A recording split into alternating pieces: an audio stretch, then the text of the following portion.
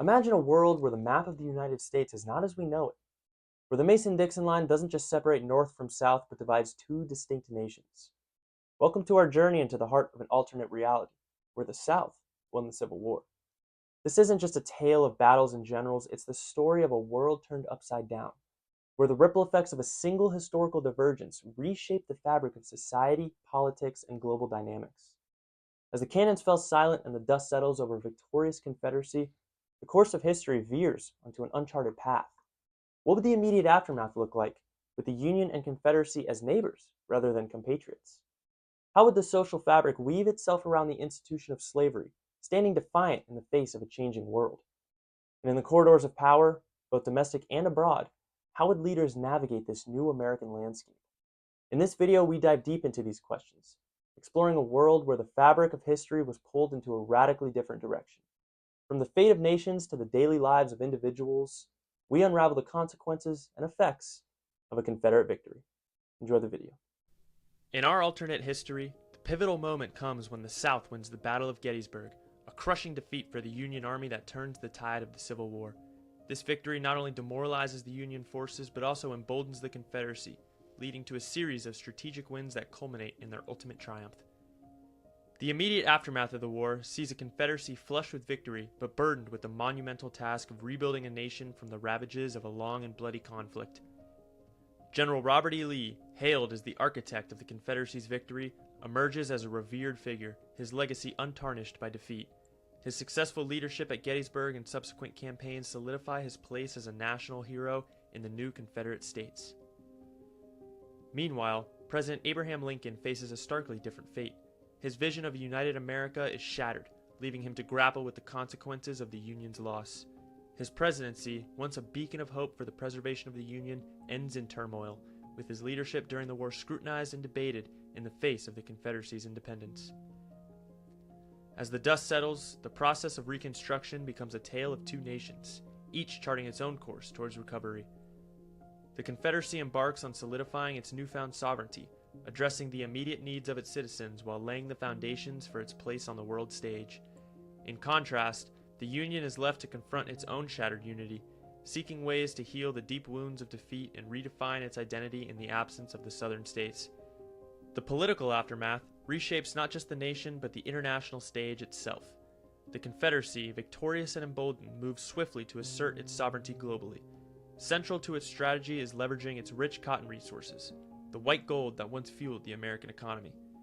The South capitalizes on this abundance, offering lucrative trade deals to European nations, whose textile industries are voracious for the raw material. This economic gambit is designed not just to secure immediate economic benefits, but to bind these nations into a web of mutual interests, compelling them to recognize the Confederacy as a legitimate and sovereign entity. Meanwhile, the Union faces its own uphill battle for legitimacy and influence. With the loss of the South's agricultural powerhouse, it seeks to reinforce its standing with European powers through diplomatic channels, emphasizing shared values of democracy and commerce. The Union's efforts are complicated by the Confederacy's aggressive cotton diplomacy, which threatens to tilt European sympathies away from the ideals of a united America to the pragmatic allure of lucrative trade agreements. At this critical juncture, President Abraham Lincoln's political fate takes a dramatic turn.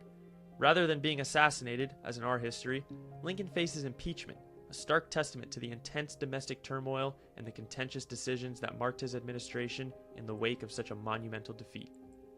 This divergence from historical martyrdom to a leader under fire underscores the deep divisions and challenges within the Union as it grapples with its identity and future direction in the shadow of the Confederacy's bid for international recognition and economic stability. The social and cultural fabric of the divided American continent is profoundly altered by the Confederacy's victory. With the institution of slavery not only preserved but strengthened, the landscape of civil rights and social justice evolves along starkly different lines than in our reality. The absence of a civil rights movement as we know it signifies a deep and enduring chasm in the quest for equality and human dignity. Instead, it sets the stage for a different kind of struggle, a slave rebellion that ignites in the heart of the Confederacy, fueled by centuries of injustice and the unquenchable desire for freedom. This rebellion, unlike any before it, becomes a defining moment in the South's post-war era. Born from the desperation and resilience of the enslaved population, it challenges the very foundations of the Confederate society. Plantations, The economic and social pillars of the Confederacy become battlegrounds in this upheaval. The rebellion is met with fierce resistance, leading to a brutal crackdown that exacerbates the already stark divisions within the nation. This period of conflict and resistance reshapes cultural identities in both the Confederacy and the Union, with each society grappling with the moral and ethical implications of their respective systems. In the Union, where slavery has been abolished, the absence of a civil rights movement leads to a different trajectory of social and cultural development. While legally free, African Americans and other marginalized groups continue to face systematic discrimination and inequality. The struggle for rights and recognition takes on new forms, perhaps through legislative battles, grassroots organizing, and cultural expressions that challenge the status quo and push for a broader understanding of freedom and equality. The fragmentation of the United States into two separate entities profoundly impacts the global theater, especially during the World Wars.